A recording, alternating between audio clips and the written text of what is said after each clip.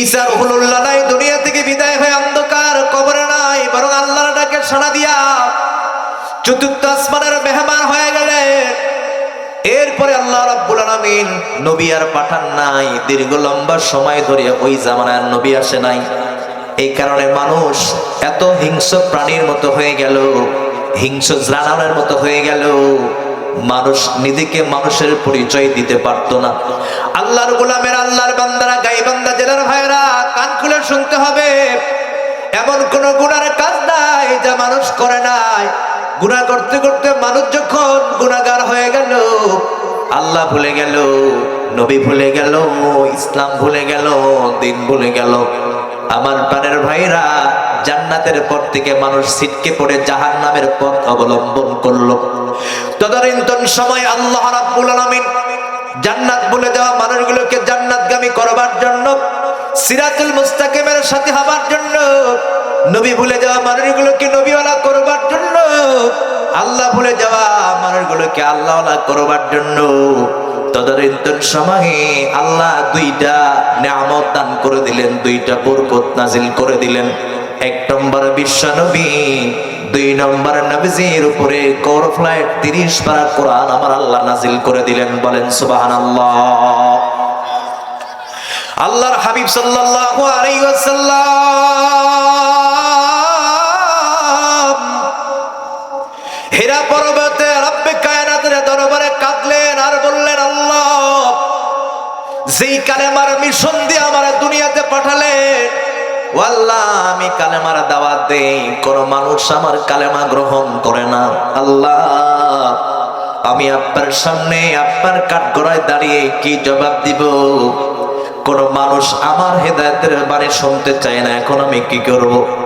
বারাক্রান্ত হৃদয় নিয়ে মনটা মলিন করে আল্লাহর হাবিব যখন চোখের পানিগুলো ছেড়ে দিয়ে রব্বে কায়নাতের দরবারে কাঁদতে থাকলেন, আল্লাহ বলেন, জিবরাইল, যা যা যা, আর দেরি করিস না জিবরাইল। দুনিয়ার সমস্ত মানুষের চোখের পানি আমি আল্লাহ সহ্য করতে পারি, দুনিয়ার সমস্ত মানুষের চোখের কান্না আমি সহ্য করতে পারি, কিন্তু আমি আল্লাহর হাবিব, আমার দোস্ত, আমার বন্ধুর কান্না আমি সহ্য করতে পারি না।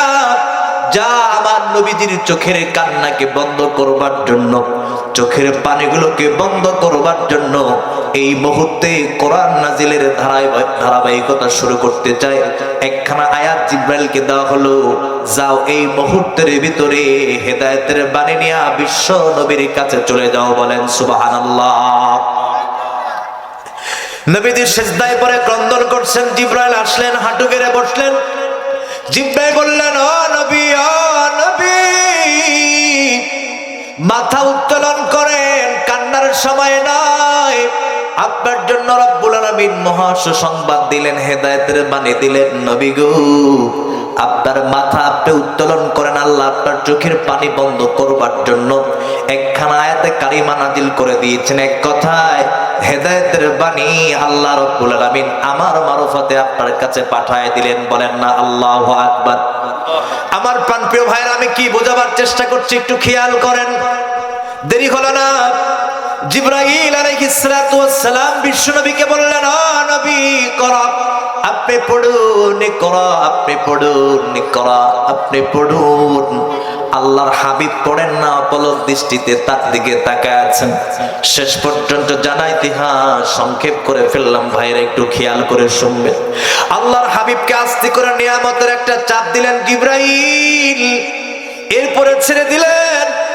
আল্লাহ রাব্বুল আলামিনের নির্দেশে জিবরাইল বললেন, ও নবী, আপনি পড়েন, ইকরা বিসমি রাব্বিকাল্লাযী খলাক।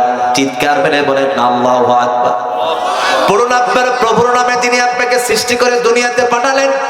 জিবরাইলের ঠোঁটের সঙ্গে ঠোঁটটা মিলায়া আল্লাহর হাবিব আর দেরি করলেন না, ধাঁধা করে কুরআনুল কারীমের ওই আয়াতটা তিনি পড়তে শুরু করে দিলেন। সুবহানাল্লাহ বলেন। আল্লাহ রাব্বুল আলামিন নবীর উপরে কোরআন নাজিল করে দিয়ে জানায় দিলেন, নবী গো, ইয়াতলু আলাইকুম আয়াতিহি, আপনার এক নম্বর দায়িত্ব হলো যেই হেদায়েতের বাণী আপনার উপরে নাজিল হলো, যেখানেই সুযোগ পাবেন কোরআন থেকে আয়াত তেলাওয়াত করবেন, তাফসীর করবেন, আলোচনা করবেন।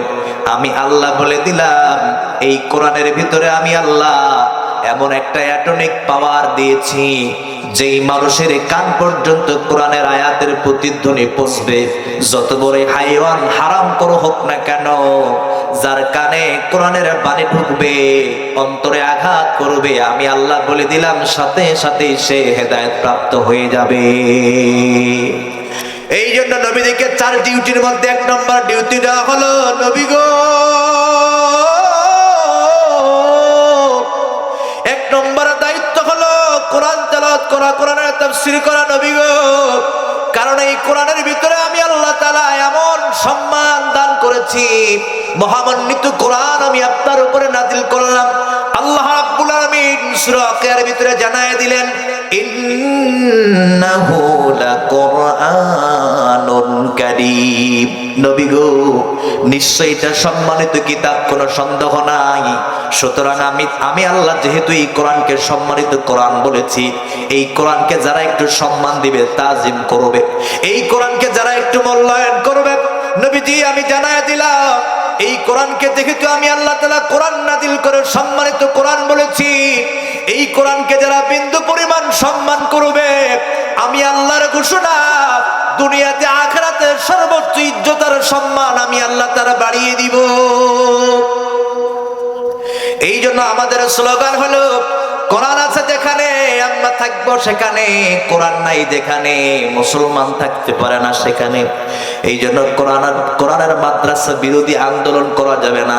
যেই মাদ্রাসা থেকে কোরআনের তালিম তরবিয়তের শিক্ষা দেওয়া হয়, সর্বোচ্চ সেই মাদ্রাসাকে ভালোবেসে, কোরআনকে ভালোবেসে দিন কায়েমের জন্য, দিন প্রচারের জন্য, কোরআন প্রচার প্রসার করবার জন্য আল্লাহর সেই নিয়ামতের মাদ্রাসাগুলোকে মহব্বত করার দরকার। জোরে বলেন তো আছে না নাই?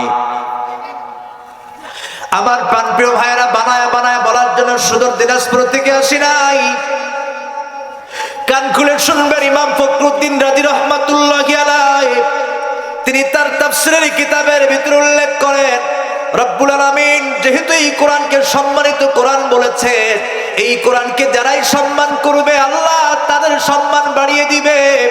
হতে পারে মানুষটা জীর্ণ শীর্ণ চেহারা, হতে পারে মানুষটা কালো, হতে পারে মানুষটা ন্যাংলা লুলা, হতে পারে মানুষটা ঠোসা কানা, হতে পারে মানুষটা চলতে পারে না, দুনিয়ার কোনো মানুষ তাকে ভালোবাসে না।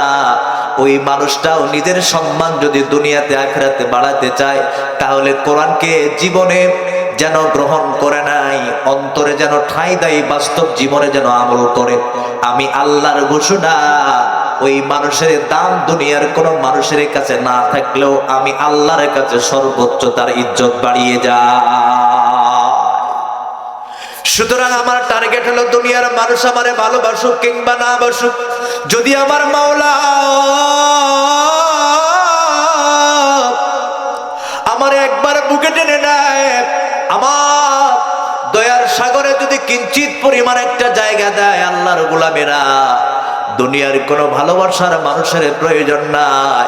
আমার আল্লাহ যদি আমি আল্লাহর হয়ে যায়, আল্লাহ যদি আমার হয়ে যায়, আপনি দুনিয়াতে মরতে দেরি হবে, কিন্তু আল্লাহর জান্নাতের মেহমান হতে দেরি হওয়ার সুযোগ নাই। বলেন না সুবহানাল্লাহ। কোরআন থেকে অনেক দূরে বাংলার মুসলমান, জানে তারা অনেক কিছু, জানে না কোরআন, জানে তারা অনেক কিছু, জানে না কোরআন। আয়ে বিয়ে পাশ করিয়া বাবার কবরের পাশে গিয়া, আয়ে বিয়ে পাশ করিয়া মার কবরের পাশে গিয়া, না জানে পড়িতে একটু, না জানে পড়িতে একটু দোয়াও কালাম, জানে তারা অনেক কিছু, জানে না কোরআন, জানে তারা অনেক কিছু, জানে না কোরআন। আওয়াজ করে বলেন তো কথা ঠিক কিনা? দুনিয়ার সব শিক্ষার সাথে সম্পর্ক আছে, কেবল এক শিক্ষার সাথে সম্পর্ক নাই, দুনিয়ার সব কিতাবের সাথে সম্পর্ক, শুধু একটা কিতাবের সাথে সম্পর্ক নাই, সেটা হলো আল্লাহ প্রদত্ত পাঠানো কোরআন। যেই কোরআন মানলে, কোরআন শুনলে, কোরআন ধরলে মানুষ দামি হয়ে যায় দুনিয়াতে আখিরাতে, অথচ সেই কিতাবের সাথে আমাদের কোনো ভালো আন্ডারস্ট্যান্ডিং নাই। ঠিক কিনা চিল্লায় বলেন? আল্লাহর গোলামেরা, আল্লাহর বান্দারা মনোযোগ সহকারে শুনতে হবে। মাগো, পর্দার আড়াল থেকে যারা স্যাটেলাইটের মাধ্যমে দেখছেন, শুনছেন, মা তার সন্তান আল্লাহ দান করলেন, একটা সন্তান আপনি কোরআনের মাদ্রাসায় দিয়ে দেন, হাফেজে কোরআন বানান, আলেম বানান। মাগো, তাহলে জানো কি হবে? দুনিয়াতে সবাই তোমারে ভুলে যাবে, কিন্তু ওই সন্তান আপনাকে ভুলবে না। যেই সন্তানকে দিন শিক্ষা দিয়েছেন, কোরআনের শিক্ষায় শিক্ষিত করেছেন, আপনাকে যখন কবরস্থ করা হবে, দুনিয়ার সব সন্তানরা যে যার মতো চলে যাবে, আত্মীয় স্বজন, শিবাকাঙ্ক্ষী, বন্ধু বান্ধব যারা রয়েছে সবাই যে যার মতো কবর থেকে চলে যায়, কিন্তু আপনার কলিজার টুকরা সন্তান হাফেজ যাকে বানিয়েছে, আলেম যারে বানিয়েছেন, সে কিন্তু কবর থেকে যায় না। মায়ের জন্য ব্যথায় ব্যথিত হয়ে পড়ে, বাবার জন্য ব্যথায় ব্যথিত হয়ে পড়ে, শেষ পর্যন্ত কবরের পাশে দাঁড়ায় দাঁড়ায় মার জন্য দু হাত তুলে বলে, রব্বি কায়নাত রব্বির হামহুমা কামা রব্বায়ানি সগীরা। চিৎকার মেরে বলেন না আল্লাহু আকবার।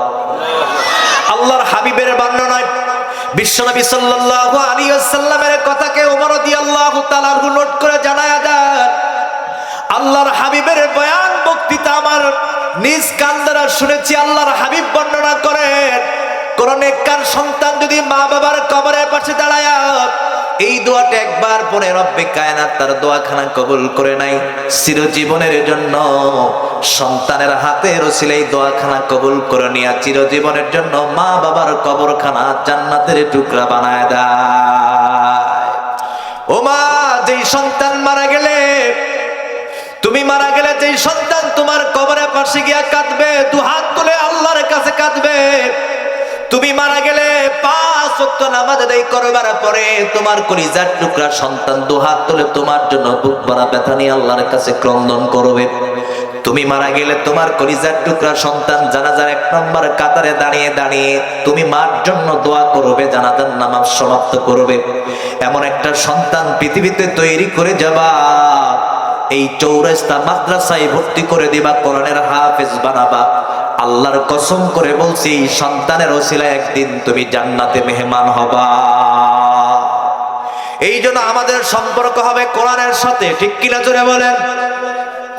আমার প্রিয় ভাইয়েরা, ইন্নাহু লাকুরআনুন কারীম, এই আয়াতের ব্যাখ্যা করতে গিয়া ইবনে হাজার আসকালানী রাহমাতুল্লাহি আলাইহি তিনি এভাবে বলেছেন, একটু খেয়াল করে শুনবেন। আল্লাহর হাবিব সাল্লাল্লাহু আলাইহি ওয়াসাল্লাম যখনই সুযোগ পেতেন কোরআনুল কারীম থেকে আয়াত তেলাওয়াত করতেন। আল্লাহর হাবিব একদিন তার ঘরের মধ্যে বসে বসে কোরআনুল কারীম তেলাওয়াত করছিলেন। তদানীন্তন সমাজে বিশ্ব নবীর বাড়ি পার হলেই কিন্তু আবু জেহেলের বাড়ি, টপ লেভেলের বেঈমান সন্ত্রাসের বাড়ি। আল্লাহর হাবিবের বাড়ি ওভারটেক করে কাফের বেঈমান ফাসিক ফুজ্জারা একদিন দিয়েছেন রওনা গোল মিটিং এর জন্য। কিন্তু নবীদের বাড়ির সামনে যখন দাঁড়িয়েছে, জানালার ফাঁক দিয়া, দরজার ফাঁক দিয়া আমার প্রাণপ্রিয় ভাইরা জান্নাতের স্মৃতি মধুর কণ্ঠের আওয়াজ, বিশ্ব নবীদের মধুর কণ্ঠের আওয়াজ, কোরআনের আওয়াজ ওই বেঈমানের কান পর্যন্ত রব্বে কায়নাত পৌঁছায় দিয়েছেন। বেঈমানরা স্তব্ধ হয়ে গেছে, নীরবতা পালন করছেন, সাইলেন্ট হয়ে গেছেন। এত সুন্দর মধুর আওয়াজ জীবনে কখনো শুনি নাই। কত বাদ্যযন্ত্রের সাথে সম্পৃক্ত হয়েছি, গানের সাথে সম্পৃক্ত হয়েছি, নিজের আত্মাকে প্রশান্ত করবার জন্য কত চেষ্টা করেছি, নিশার পটলা ধরেছি, নর্তকীদের গানের আড্ডায় আমরা অংশগ্রহণ করেছি, শুধুমাত্র আত্মাকে একটু তৃপ্তি দেবার জন্য। কিন্তু এত তৃপ্তি আমরা পাই নাই। কিন্তু এই আওয়াজ কোথা থেকে ভেসে আসতেছে, যে আওয়াজ শুধু কানে ঢোকে নাই, বরং কানে শোনার সাথে সাথে দিলের মধ্যে একটা আঘাত মারছে। যেই আঘাতে সাথে সাথে বেঈমানদের চোখ থেকে ঝর্ণার মতো পানিগুলো টপ টপ করে জমিনে পড়তে লাগলো। খুঁজতে লাগলো আওয়াজ কোথা থেকে আসছেন, কারণ তাফসীরে কিতাবের ভিতরে আসছে আল্লাহর নবীর কণ্ঠের মধ্যে এমন দারাজ আল্লাহ দান করেছেন, এমন বরকত দান করেছেন। আল্লাহর হাবিব সাল্লাল্লাহু আলাইহি ওয়াসাল্লাম খোলা ময়দানে বসে বসে যখন কোরআনুল কারীম তেলাওয়াত করতেন, রাসূলুল্লাহ সাল্লাল্লাহু আলাইহি ওয়াসাল্লামের মাথার উপর দিয়া যখন পাখিগুলো ডানার উপরে ভর করে চলতে লাগতো, আল্লাহর হাবিবের কণ্ঠের আওয়াজ, কোরআনের আওয়াজ যখন পাখিদের কান পর্যন্ত যেত, পাখিরা স্তব্ধতা নীরবতা পালন করে ডানাগুলো মলতো আর নবীজির কোরআনুল কারীম তেলাওয়াত শ্রবণ করত। ততক্ষণ পর্যন্ত পাখিগুলো সরতো না যতক্ষণ পর্যন্ত আল্লাহর হাবিব কোরআনের আওয়াজ বন্ধ করে নাই। বলেন সুবহানাল্লাহ। ও আল্লাহর গোলামেরা, কোরআনের ভিতরে এমন অ্যাটমিক পাওয়ার আল্লাহ দিয়েছেন। আল্লাহর বান্দারা বেঈমানরাও যদি কোরআনের আওয়াজ শোনে তারা বসে থাকতে পারে না, তারা কোরআন শোনার জন্য পাগল পারা হয়ে যেত। আল্লাহর হাবিবের বাড়ির সামনে কাফের বেঈমান, হাজার হাজার কাফের বেঈমান দাঁড়িয়ে গেল নবীদের কোরআন শোনার জন্য। তারা তো জানে না এটা কোন কোরআন। আল্লাহর বান্দারা বিশ্বনবীর ঘরের দরজায় হাজার হাজার কাফের বেঈমানরা যখন দাঁড়িয়ে, দেরি আর হয় নাই, বিশ্বনবীর সামনে তাকায় দেখতেছে যেই কাফের বেঈমান কোরআন বিদ্বেষী আইন পাশ করেছে, কোরআনের বিরুদ্ধাচরণ করেছে, আল্লাহর বিরুদ্ধাচরণ করে, নবীদের বিরুদ্ধে আন্দোলন করে, সেই কাফের বেঈমান ফাসিক ফুজ্জাররা আমার দরজার সামনে দাঁড়ানো। নবীদের টার্গেট, নবীদের ভাবনা, নবীদের চিন্তা ছিল মনে হয় এরা আমাকে বিরক্ত করবার জন্য, মনে হয় এরা আমার কোরআনটাকে আউট করে দেওয়ার জন্য তারা হয়তোবা চক্রান্ত ষড়যন্ত্র নতুন ভাবে করেছে। আল্লাহর হাবিব কোরআনের তেলাওয়াত বন্ধ করে দিলেন। কাফের বেঈমানকে জিজ্ঞাসা করেছেন, তোমরা আমার বাড়ির দরজার সামনে দাঁড়ানো কেন জানতে চায়? বেঈমানরা বলেন, ও নবী আপনি কি তেলাওয়াত করছেন? আমাদের হৃদয়ে দোলা দিয়েছে, আঘাত করেছে। ও নবী তেলাওয়াত আপনি বন্ধ করবেন না, শুধুমাত্র স্মৃতিমধুর কণ্ঠের আওয়াজ শুনবার জন্য আপনার বাড়ির দরজার সামনে দাঁড়িয়েছি নবী গো। আল্লাহু আকবার বলেন। ও নবী এই তেলাওয়াত আপনি বন্ধ করবেন না, এই তেলাওয়াত আপনি চালায় যান। আল্লাহর হাবিব তেলাওয়াত করতে লাগলেন, তেলাওয়াত বন্ধ করলেন না, কিন্তু মাঝখান থেকে তাকায় দেখেন বিশ্বনবীদের তেলাওয়াত শুনবার পরে হাজার হাজার কাফের বেঈমান অঝর নয়নে চোখের পানিগুলো ছিঁড়ে দিয়ে ক্রন্দন করে। আল্লাহর হাবিব আবারও তেলাওয়াত বন্ধ করে দিলেন। জিজ্ঞাসা করলেন, আমি তোমাদেরকে কষ্ট দেওয়ার মতো কোনো কাজ করেছি কিনা? চোখের মধ্যে পানি কেন জানতে চাই? কিতাবের মধ্যে আসছে আল্লাহর হাবিব যখন প্রশ্ন করলেন, বেঈমানেরা যথার্থ জবাব দিল, ও নবী আপনার স্মৃতিমধুর তেলাওয়াত শুনবার পরে আমাদের আত্মা শীতল ঠান্ডা হয়ে গেছে নবী গো। অজান্তে চোখ থেকে কখন পানি বের হয়ে গেছে আমরা টের পাই নাই। তবে নবী আমরা আপনাদের কাছে আবদার করতে চাই, আপনার কাছে একটা স্নেহ মমতা নিয়ে কথা বলতে চাই। যেই কিতাবের তেলাওয়াত শুনলে মানুষের চোখ থেকে পানি বের হয়ে যায়, যে আয়াত শুনলে মানুষের হৃদয়ে গলে যায়, শান্ত হয়ে যায়, শীতল হয়ে যায় নবী গো, যদি মনে কিছু না করেন ওই কিতাবটা একটু আমাদের হাতে কি তুলে দেওয়া যায় না? আল্লাহু আকবার বলেন। আমার প্রাণপ্রিয় দরদি ভাইয়েরা, দেরি হলো না। আল্লাহর হাবিব তখন বললেন, মুশরিকুকা নাজাসুন, মুশরিকরা হলো অপবিত্র, আর অপবিত্রদের হাতে পবিত্র কোরআন তুলে দেওয়া যায় না। বলেন না মারহাবা। কাফের বেঈমানরা কিতাবের মধ্যে আসছে তখন প্রস্তাব দিয়ে দিল, বললেন রাসূলুল্লাহ কি ইয়া হাবিবাল্লাহ নবী গো, এই কোরআনুল কারীমের তেলাওয়াত আমরা শিখতে চাই, জানতে চাই, এই পবিত্র কোরআনটাকে একবার স্পর্শ করতে চাই। এই শর্ত মানবার জন্য যত শর্ত আপনি দিবেন আমরা সব শর্ত মানতে রাজি আছি, কিন্তু এই কোরআনুল কারীমের আয়াতের তেলাওয়াত আমরা শিখতে চাই। বলেন সুবহানাল্লাহ। দেরি হলো না, আল্লাহর হাবিব তখন হাতটা বাড়ায় দিলেন। কাফের বেঈমানদেরকে বললেন, ও কাফের বেঈমান, আমার সামনে হাতটা বাড়ায় দিয়া হাতের মধ্যে হাতটা রেখে শুধু একবার কালেমা পড়ো, কালেমা পড়ার সাথে সাথে তোমরা এমন পবিত্র হয়ে যাবা, জিন্দেগির সব গুনাহগুলো মাফ করে দিয়া আল্লাহ তাআলা তোমাদেরকে বেগুনা মাসুম বাচ্চা বানায় দিবে। কেমন জানো? একটা মাসুম বাচ্চা মায়ের পেট থেকে যেমন দুনিয়াতে ভূমিষ্ঠ হয়, পবিত্র অর্জন করে, পবিত্র হয়ে তার কোনো গুনাহ থাকে না, সামনে পিছনে ডানে বামে। তোমরা যদি কালেমা পড়ো এমন পবিত্র হবা, জিন্দেগিতে কোনো গুনাহ থাকবে না। শুধু তাই নয়, সর্বোচ্চ এই কোরআনের তেলাওয়াত তোমরা তখন শিখতে পারবা। কাফির বেঈমান আর দেরি করলেন না, বিশ্বনবীর হাতে হাত রেখে কালেমা পড়লেন। সবাই পড়েন লা ইলাহা ইল্লাল্লাহু মুহাম্মাদুর রাসূলুল্লাহ, লা ইলাহা।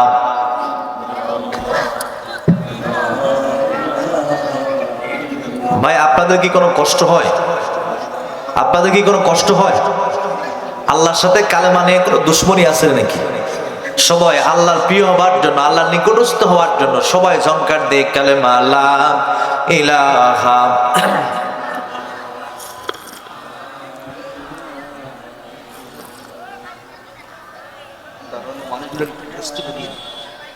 ভাই আপনারা বসেন না, ভাই দাঁড়িয়ে আছেন কেন? বসেন।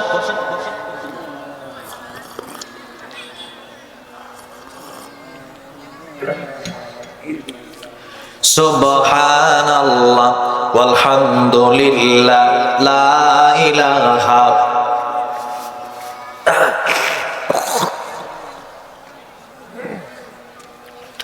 আকাশের তারা গণিত, জান্নাতের তারা গণিত, আকাশের তারা গণিত, জান্নাতের তারা গণিত, ঝিলমিলে ঝিলমিলে জ্বলছে, ডালে ডালে ফুল গলি সৌরভ দুলছে। রাসূল এসেছে, হাবিব এসেছে, রাসূল এসেছে, হাবিব এসেছে। আরব দেশে কাবার পাশে মানবের সেরা মানব এসেছে। বলেন না মারহাবা। আমিনার কোলে চন্দ্র দলে, গাছে গাছে পাখিরা সব গান জোর এসেছে। নবী এসেছে, ভালো এসেছে, বরকত এসেছে। লা ইলাহা, আরো জোরে লা ইলাহা। সুবহানাল্লাহ ওয়ালহামদুলিল্লাহ লা ইলাহা। সবাই ঝংকার দিয়ে লা ইলাহা। বাইরে যারা ভলান্টিয়ার বাইরে আছে সবাইকে ভিতরে ঢুকাই দেন, একটা পরিবেশ তৈরি করে দেন। যারা বাইরে আছেন, মাহফিলের দায়িত্বে আছেন, সবাইকে ধরে ধরে বোঝায় মঞ্চে ঢুকাই দেন। সবাই লা ইলাহা।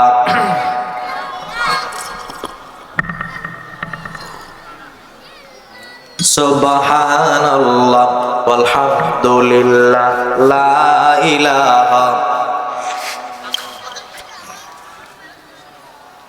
লা ইলাহা ইল্লাল্লাহ, লা ইলাহা ইল্লাল্লাহ, লা ইলাহা ইল্লাল্লাহ। কোনো খালিক নেই তুমি ছাড়া, কোনো মালিক নেই তুমি ছাড়া। এই জীবনে তোমার মতো আপনার কেহ নাই। এখানে ওখানে সবখানে শুধু তোমাকে খুঁজে বেড়াই। তোমার জিকিরে মন হয় উতলা, লা ইলাহা। ভাই ঘুরে ফিরে আপনারা ওইখানে জটলা লাগান কেন? একটু বসেন না, ওখান থেকে এদিকে আসেন। গেটটা ছেড়ে দিয়ে সবাই এদিকে আসেন না। আপনাকে দেখে যদি আরেকজনের পরিবেশ ঠিক হয়, আপনাকে সহযোগিতা করতে হবে। আপনার কারণে যদি এই মঞ্চের পরিবেশ নষ্ট হয়ে যায়, আপনাকে দায়ী হতে হবে। সুতরাং আমরা কোরআনের মঞ্চে এসে কোরআন শোনার জন্য একটা পরিবেশ তৈরি করে দেবো। এরা একটু ভিতরে মেহরবানি করে সবাই ঢুকে পড়ি। লা ইলাহা, জোরে লা ইলাহা। লা ইলাহা ইল্লাল্লাহু মুহাম্মাদুর রাসূলুল্লাহ। চিৎকার মেরে একবার পড়েন সাল্লাল্লাহু আলাইহি ওয়াসাল্লাম। হাজার হাজার কাফের বেঈমানরা শুধুমাত্র একটু কোরআন শুনবার জন্য, নিসবতে কোরআনকে সম্মান দিবার জন্য তাদেরকে আল্লাহ শ্রেষ্ঠ বানায় দিলেন, শ্রেষ্ঠ ধর্মের মধ্যে কবুল করলেন। আমার প্রাণপ্রিয় ভাইয়েরা, এই খবরটা তদানীন্তন সময় চলে গেল আবু জাহেলের দরবারে। আবু জাহেলের মেজাজটা বড় গরম হয়ে গেল। এইরকম যদি চলতে থাকে তাহলে আমার ধর্ম টিকবে না, আমার চেয়ার টিকবে না, আমার ক্ষমতা টিকবে না। এই জন্য তার চেয়ারটাকে টিকবার জন্য, তার ক্ষমতাকে টিকবার জন্য, তার দলটাকে ভারী করবার জন্য একটা মানুষের কাছে নির্দেশনা জারি করে দিলেন, নোটিশ জারি করে দিলেন। সেটা হলো, খবরদার এই কোরআন শোনা যাবে না। জোরে বলেন নাউজুবিল্লাহ।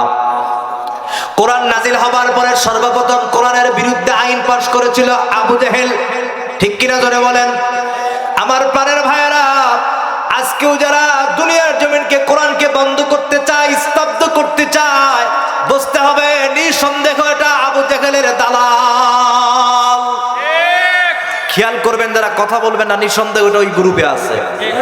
আরো বলেন কথা ঠিক, আরো জোরে বলতে হবে কথা ঠিক। গাইবান্ধার মাটি ইসলামের ঘাঁটি, সুতরাং এই কোরআনের সঙ্গে যারা দুশ্মনী করবে তাদের সাথে ইসলামের কোনো সম্পর্ক হবে না, ঠিক কিনা জোরে বলেন। আল্লাহর বান্দারা, আবু জাহেল নোটিশ জারি করলো এই কোরআন শোনা যাবে না, এই কোরআন সমাজে থাকতে দেওয়া যাবে না, বাধা সৃষ্টি করতে হবে। সে একটা নোটিশ জারি করেছিল, আইন পাশ করেছিল। সেই কথাটা নোট করে কোট করে আল্লাহ কোরআনের ভিতরে ঢুকায় দিয়েছেন। ওয়াকালাল্লাযীনা কাফারু লা তাসমাউ লিহাযাল কুরআনি ওয়ালগাউ ফিহি লাআল্লাকুম তাগলিবুন। চিৎকার মেরে বলেন আল্লাহু আকবার। এটা হলো আবু জাহেলের ঘোষণা, এই কোরআন শোনা যাবে না, বরং যেখানে তাফসীর হবে, যেখানে কোরআনের আয়াতের তেলাওয়াত হবে, কোরআনকে বন্ধ করবার জন্য তোমরা করতালি দাও, ঢোল তাবলা বাজাও, তাহলে কি হবে জানো? লাআল্লাকুম তাগলিবুন, তাহলে আমরা বিজয় লাভ করব। নাউজুবিল্লাহ বলেন। কোরআনের বাইরে কোনো বিজয় হতে পারে না, কোরআনের বাইরে কোনো বিজয় নাই, কোরআনের ভিতরে আছেই হলো বিজয়, মহাবিজয়। এই জন্য যুগের পর যুগ কোরআনের বিরুদ্ধে আইন পাশ করেছে যারা, তাদেরকে জিরো বানায় দিয়েছেন আল্লাহ। আর যারা কোরআনের পক্ষে ছিল, যুগের পর যুগ আল্লাহ তাদেরকে বিজয় দান করেছেন, ঠিক কিনা। আবু জাহেল নোটিশ জারি করে দিল, এই কোরআন শোনা যাবে না, মানা যাবে না, এই কোরআন ধরা যাবে না। কারণ ওই জামানার মানুষগুলো কোরআন ধরে, কোরআন পড়ে, কোরআনের ইলম অর্জন করে তারা দামি হতে লাগলো। কিন্তু আবু জাহেলের পছন্দ হয় নাই আল্লাহর গোলামেরা। এই জন্য কোরআনকে বন্ধ করে দেওয়ার জন্য চক্রান্ত, ষড়যন্ত্র শুরু হলো। আল্লাহর বান্দারা, মুহূর্তের ভিতরে বিশ্ব নবীর কাছে খবরটা চলে আসলো। আল্লাহ নবী চিন্তিত হয়ে পড়লেন, পেরেশান হয়ে গেলেন। রব্বে কায়নাত বলেন, ও নবী, চিন্তা পেরেশানের দরকার নাই, এই কোরআন নাজিল করলাম আমি আল্লাহ, হেফাজতের দায়িত্ব নিয়েছি আমি আল্লাহ। বলেন না মারহাবা। ইন্না নাহনু নাযালনা যিকরা ওয়া ইন্না লাহু লাহাফিযুন।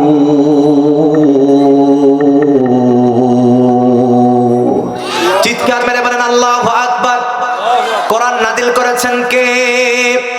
আবার কোরআন নাজিল করে কোরআনের হেফাজতের দায়িত্ব নিয়েছেন কে? বিশ্ব নবীকে সান্ত্বনা দেওয়া হলো, নবী, কোরআন নাজিল করেছে আমি, এর হেফাজতের দায়িত্ব নিয়েছি আমি।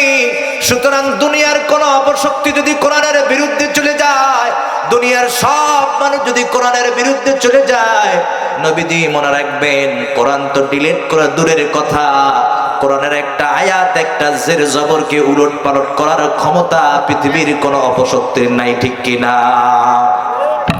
যদি আগুন লেগে ধ্বংস হয়ে যায়,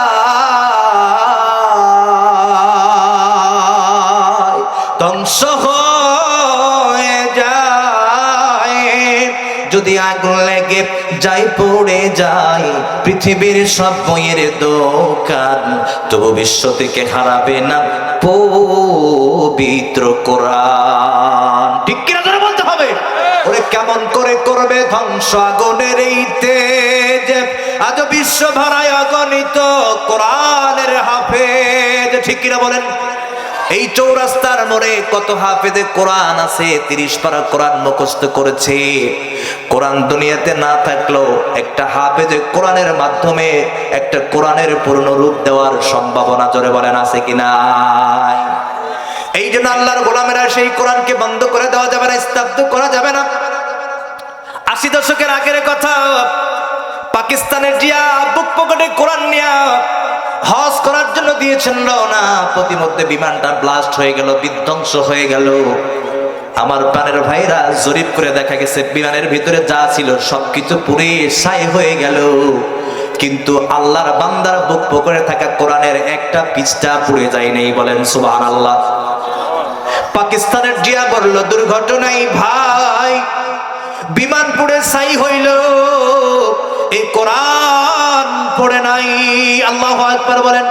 কারণ এটা আমার বিশ্ব নবীর সাধনার গ্রন্থ, এটা বিশ্ব নবীর সাধনার গ্রন্থ, সারা বিশ্বে দীপ্তমান, তবু বিশ্ব থেকে হারাবে না পবিত্র কোরআন, তবু বিশ্ব থেকে হারাবে না পবিত্র কোরআন। লিল্লাহি তাকবীর, নারায়ে তাকবীর।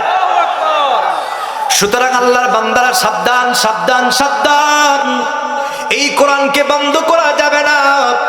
এই কোরআনকে বন্ধ করে দেওয়ার জন্য ফেসিবাদী গোষ্ঠীরা যুগের পর যুগ ষড়যন্ত্র করলো, যার কারণে যেই আল্লামা 50টা বছর কোরআনের তাফসীর করলো, তার জবানকে বন্ধ করে দেওয়ার জন্য, কোরআনের প্রচার প্রসার বন্ধ করে দেওয়ার জন্য মিথ্যা মামলা দিয়ে তাকে জেলখানায় ভরে দেওয়া হয়েছিল। কথা ঠিক কিনা?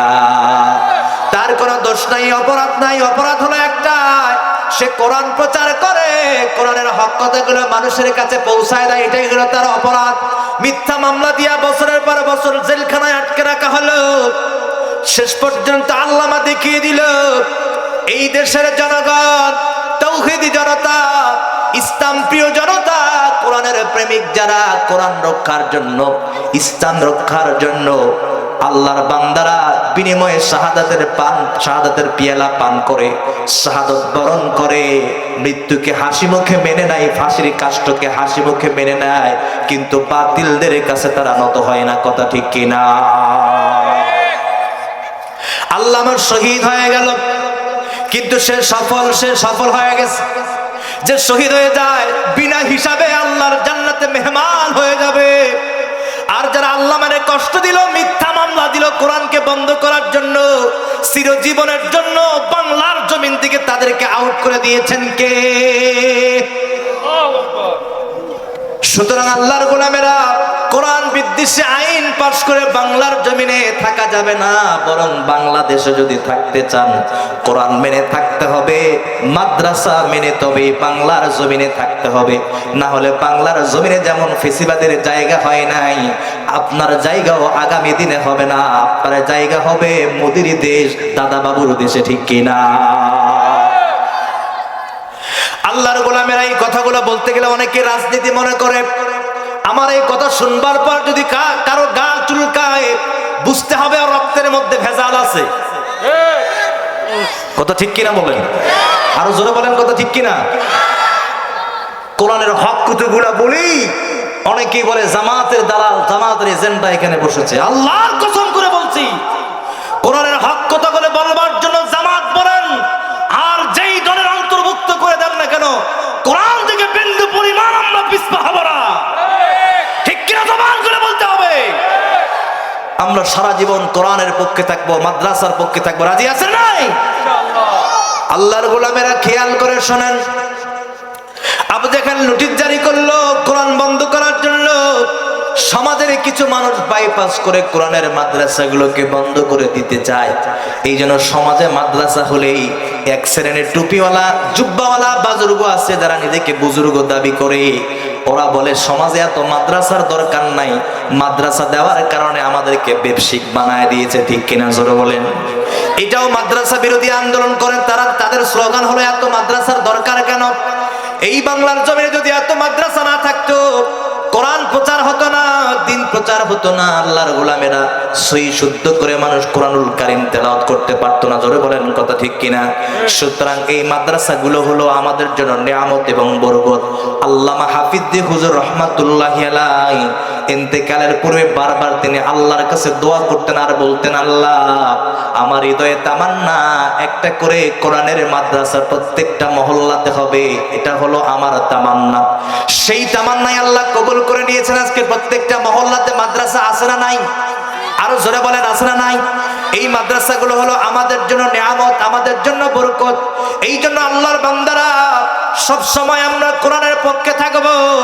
তবে এই কোরআনের কারণে, কোরআনের মহব্বতে আমাদের সম্মানগুলো বাড়িয়ে দিবেন কে? কোন প্রেমিক যদি প্রেমিকার কাছে চিঠি লেখে, সেই চিঠিটা রাতের অন্ধকারে নিভৃতে একা একা রাতের অন্ধকারে পড়ে, তার কারণ তার কাছে সেটার দামি চিঠি। কারণ আমার মানুষ, হৃদয়ের মানুষ আমার প্রেমিক প্রেমিকার জন্য চিঠিটা পাঠিয়েছেন বলে তার কাছে চিঠির দাম, চিঠির মূল্য।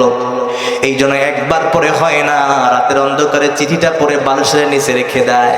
আবার যখন সকালে ঘুম থেকে উঠে আবার চিঠিটা বের করে দেখে, একই চিঠির একই কথা, একই শব্দ। এরপরও বারবার সেই চিঠিটা খুলে দেখে। তার টার্গেট হলো, যখনই আমি চিঠি পড়ি আমার প্রিয় তোমার কথা মনে পড়ে যায়, আমার খুব আনন্দ বোধ মনে হয়। রব্বি কারিম বলেন, গোলাম আমি আল্লাহ তোমাদের কাছে একটা নিয়ামতের চিঠি পাঠালাম, প্রেমের চিঠি পাঠালাম, সেটা হলো কোরআন। আল্লাহর গোলামেরা এই চিঠি যত তোমরা পড়বা আমি আল্লাহর সাথে প্রেম ভালোবাসা তৈরি হবে। এই জন্য রব্বুল আলামিন এক জায়গায় বলছেন, নবীজি আপনি জানায় দেন, কেউ যদি আল্লাহর সঙ্গে কথা বলতে চায়, আল্লাহর সঙ্গে ভ্রাতৃত্ব তৈরি করতে চায়, সে যেন বেশি বেশি কোরআনুল কারীম তেলাওয়াত করে। আল্লাহর হাবিবের ভাষায় নবীজি বলেন, যতক্ষণ একজন মানুষ কোরআনুল কারীম তেলাওয়াত করবে সে যেন মনে করে সে রব্বের কারীম কাবার মালিক আল্লাহর সঙ্গে সরাসরি কথা বলছে। এজন্য রব্বুল আলামিন বলেন, বান্দারে তোমাদের কাছে আমি প্রেমের চিঠি পাঠালাম, যত পড়বা আমার সাথে ভালো আন্ডারস্ট্যান্ডিং তৈরি হবে, ভালো সম্পর্ক তৈরি হবে। আর তোমার আর আমার সাথে কাছাকাছি সম্পর্ক যত বেশি দীর্ঘ হবে, গাঢ় হবে, আমি আল্লাহর সঙ্গে সম্পর্ক তত বেশি তৈরি হবে। আর আল্লাহর সঙ্গে কাছাকাছি সম্পর্ক হলে আমি আল্লাহর ঘোষণা, ইন্তেকালের পরে কুদরতি রহমতের কোলে উঠায় নিয়া আমি আল্লাহ তাকে জান্নাতুল ফেরদাউস পর্যন্ত পৌঁছায় দিব। এই জন্য প্রেমের চিঠি আমার দিলে থাকবে, আমার অন্তরে থাকবে, আমার সব জায়গাতে প্রেমের চিঠিটাকে যদি সেটিং করতে পারি, আল্লাহর কসম দুনিয়াতে আখিরাতে সর্বোচ্চ ইজ্জত আর সম্মান আল্লাহ বাড়িয়ে দিবে। আল্লাহর গোলামেরা আল্লাহ বানায়, খেয়াল করে শুনবেন। কারি তৈয়ব রহমাতুল্লাহি আলাইহি খুতবাতে হাকিমুল ইসলামের ভিতরে চিরন্তন সত্য একটা ইতিহাস লিখেছেন। তিনি বুঝায় দিতে চেয়েছেন, কোরআন মানলে জান্নাতি, না মানলে জাহান্নামী। সুতরাং আল্লাহর বান্দারা মনোযোগ দিয়ে কথাগুলো শুনতে হবে। মাগো পর্দার আড়াল থেকে যারা শুনছেন দেখছেন, স্যাটেলাইটের মাধ্যমে আপনারাও কানটা লাগায় দেন। কারি তৈয়ব রহমাতুল্লাহি আলাইহি তিনি তার খুতবাতে হাকিমুল ইসলামের ভিতরে লেখেন, আল্লাহর একজন বান্দা কোরআন প্রেমিক কাঠুরিয়া দুনিয়া থেকে বিদায় হয়ে চলে যায়, কিন্তু আল্লাহর গোলামেরা ওই সময় এত হুজুর ছিল না, এত হাফেজে কোরআন ছিল না, আলেম ছিল না, তারা জানাজা পড়াবে এমন কোন মানুষ তালাশ করিয়া সমাজে পাওয়া যায় না। আল্লাহর বান্দারা খুতবাতে হাকিমুল ইসলামের ভিতরে লেখেন, এই লাশটার গোসলের কাজ সমাপ্ত করা হলো, কাপড়ের কাজ সমাপ্ত করা হলো, শুধু জানাজা আছে বাকি। জানাজা হলে কবরে দেওয়া হবে, চিরনিদ্রায় শায়িত হবে কাঠুরি আল্লাহর বান্দা। জানাজা করবে তালাশ করে কোনো আলেম পাওয়া যায় না। সমাজের মূর্খ মানুষরা পরামর্শ ক্রমে রাস্তার পাশে তার ডেড বডিটাকে হাজলার মধ্যে করে নিয়ে দাঁড়ায় রয়েছে। তাদের টার্গেট হলো, এই রাস্তা ধরে পথ ধরে কোনো হুজুর মাওলানা যদি যায়, তাকে ধরে আমরা কোনোভাবে জানাজার নামাজ পড়িয়ে নিব। আল্লাহর বান্দারা দেরি আর হয় নাই, রাস্তার পাশে দাঁড়ানো আল্লাহর বান্দা একজন গোলাম, একজন আলেম রাস্তা দিয়ে যায়, যাবার যাওয়ার সময় তার সঙ্গে দেখা হয়ে যায়। তিনি অনুরোধ করলেন, বললেন হুজুর মনে কিছু নেবেন না, আল্লাহর বান্দা গরিব অসহায় দুনিয়া থেকে বিদায় হয়ে চলে গেছে, জানাজা দেওয়া হবে, তালাশ করে কোনো মাওলানা খুঁজে পাওয়া যায় না। জানাজার নামাজ তিনি সমাপ্ত করে দিলেন, শেষ করে ফেললেন। নিজ হাতে কাঠুরিয়াকে কবরে নামালেন। কবরে নামানোর কাজ সমাপ্ত হবার পরে সবাই মাটি দেয়। আল্লাহর বান্দা তিনিও মাটি দিয়ে নিজ প্রতিষ্ঠান মাদ্রাসায় দিয়েছেন রওনা। কারি তৈয়ব রাহমাতুল্লাহি আলাইহি লেখেন, মাদ্রাসার গেটের মধ্যে দরজার মধ্যে যখন পাটা লাগাবেন, দারোয়ান বেটা যথার্থ কণ্ঠে জবাব দিয়া বলছেন, হুজুর মনে কিছু নিবেন না, প্রিন্সিপালের নির্দেশ হলো আজকে যদি মাদ্রাসায় ঢুকতে চান অবশ্যই আপনাকে আইডেন্টি কার্ডটা, পরিচয় পত্রটা দেখাতে হবে। আল্লাহর বান্দা তার পরিচয় পত্রটা বের করার জন্য যখন পকেটের মধ্যে হাত দিলেন, কারি তৈয়ব লেখেন পকেটের মধ্যে হাত দেওয়ার সাথে সাথেই তার আইডেন্টি কার্ডটা তিনি আর খুঁজে পাচ্ছিলেন না। আল্লাহর বান্দা মুরাকাবায় পড়ে গেলেন, কারণ আমার পরিচয় পত্র যদি দেখাইতে না পারি তাহলে আমার নিজ প্রতিষ্ঠানে ঢুকতে পারবো না। এই জন্য তিনি পেরেশান হয়ে গেলেন, হতাশাগ্রস্ত হয়ে গেলেন।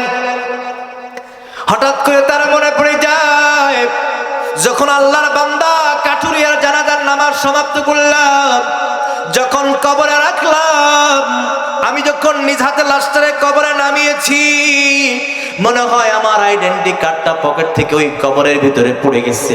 আল্লাহর বান্দা দেরি করলেন না, একটা দৌড় দিলেন, কবরস্থ মানুষগুলোর কাছে চলে আসলেন, জিজ্ঞাসা করলেন, ও ভাই কোথায় যান? আমি তো আপনাদেরকে সহযোগিতা করলাম, এবার আপনারা আমাকে একটা সহযোগিতা করেন, একটা উপকার করেন।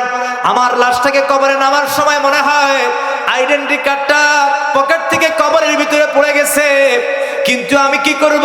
সেই আইডেন্টি কার্ড ছাড়া আমি তো প্রতিষ্ঠানে ঢুকতে পারছি না, এখন আমি কি করব? আল্লাহর গোলামেরা, মূর্খ মানুষ, সরল মানুষ, তারা ফায়সালা দিল। এই মাসআলা তো আমরা জানি না, শরীয়তের মাসআলা জানে বড় বড় আলেম, মুহাদ্দিস, মুফতিগণ। যদি এই মাসআলা নিতে চান বড় মুফতি সাহেবের কাছে যেতে হবে। ততদিন তোর সময় বিজ্ঞ আলেমের কাছে যাবার পরে মাসআলা নেওয়া হলো। ওই অনুযায়ী কবরের পাশে দাঁড়ায়া দাঁড়ায়া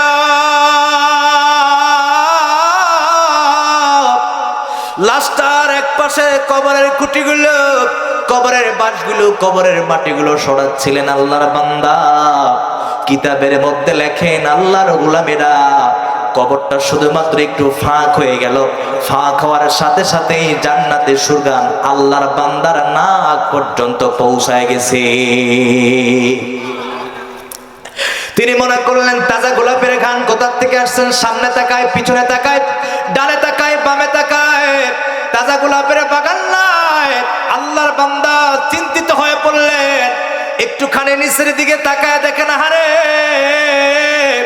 যেই মানুষটাকে কবরে নামিয়েছিলাম কিছুক্ষণ পূর্বে, তাকায় দেখছেন কিতাবের মধ্যে আসছে ওই পুরা কবরটারে তাজা গোলাপের বাগান আল্লাহ তাআলা বানায় দিয়েছেন। সুবহানাল্লাহ পড়েন। লাশটারে আর খুঁজে পাওয়া যায় না। লাশটাকে তালাশ করতে লাগলেন, ফুলগুলো সরাতে সরাতে এক পর্যায়ে তাকায় দেখেন আল্লাহর বান্দা কাঠুরিয়া শুয়ে আছেন। মনে হয় আল্লাহর বান্দা ঘুমান, শুধু ঘুমান না, তার কুৎসিত চেহারাকে এত সুন্দর আল্লাহ তাআলা বানিয়ে দিয়েছেন, তার চেহারার কাছে পূর্ণিমার চাঁদ পর্যন্ত হার মেনে গেছে। আল্লাহু আকবার বলেন। আল্লাহর গোলামেরা কেন কোরআন মানবেন না, কোরআন ধরবেন না, কোরআন অনুযায়ী জিন্দেগি গঠন করবেন না, কোরআনের মাদ্রাসাকে ভালোবাসবেন না? কাঠুরিয়া এরপরে আইডেন্টি কার্ডটা খুঁজে পেলেন। লম্বা ইতিহাস সংক্ষেপ করলাম। আইডেন্টি কার্ডটা তুলে নিলেন, কবর থেকে দিলেন রওনা, কিন্তু তার শিক্ষা প্রতিষ্ঠানে আর রওনা দিলেন না। কাঠুরিয়ার বাড়ি পর্যন্ত চলে গেলেন, কারণ সে পেরেশান হয়ে আছে। সামান্য একটা কাঠুরিয়া কবরে রাখতে দেরি হয়, কিন্তু জান্নাতে মেহমান হতে দেরি হয় না। কবরে রাখতে হয়, কিন্তু কবরটা তাজা গোলাপের বাগান হতে দেরি হয় না। কারণ কি এমন ইবাদত করবার কারণে আল্লাহ তাআলা এত মাকাম তার বৃদ্ধি করে দিয়েছে, বাড়িয়ে দিয়েছে। কারণ কি? বাড়ির মধ্যে দিলেন রওনা, বাড়ির দরজার মধ্যে যখন পা দিবেন, ঢুকবেন, আহারে ঠিক ওই বাড়ির থেকে 7 বছরের একটা সন্তানের কান্নার আওয়াজ তার কান পর্যন্ত ভেসে আসছে। ছোট বাচ্চা কষ্ট পেলে যেমন কাঁদে তেমন করে কান্নাকাটি করছে। ভিতরে ঢুকলেন, মেয়েটার মাথায় হাত বুলিয়ে দিলেন আল্লাহর গোলাম। বললেন, মাগো তুমি কাঁদো কেন, কি হয়েছে তোমার? আল্লাহর বান্দি বালিকা বলছেন আমার দুনিয়ায় কেউ নাই, মাকে তো কখনো দেখি নাই, মার গর্ভ থেকে ভূমিষ্ঠ হলাম, মা দুনিয়া থেকে বিদায়, এবার বাবার অরসে আমি লালিত পালিত হয়েছি, বাবাও আজকে কাঠুরিয়া দুনিয়া থেকে বিদায় নিয়ে চলে গেছে, এজন্য কাঁদি, আমি তো এতিম হয়ে গেলাম, দুনিয়াতে মা বলতে বাবা বলতে আমার আর কেউ নাই। আমার ভাইরা জানি না কার মা নাই কার বাবা নাই, যার মা নাই যার বাবা নাই সেই জানে মা হারা কত যন্ত্রণা, বাবা হারা কত বেদনা, ঠিক কিনা জোরে বলেন। অনাদারে কাটে মাগো আমার জীবন, ভাগ্য দোষে রইল বাবা দূরেতে এখন, তুমিও নাই বাবাও নাই, তুমিও নাই বাবাও নাই, দুঃখী আমি এমনই, হায়রে মা জননী আমার, হায়রে মা জননী, হায়রে মা জননী আমার, হায়রে মা জননী, মাগো তোমার মতো হলই না কেহ আমায় বুকে টানি, আঁচল দিয়া মোছে না কে,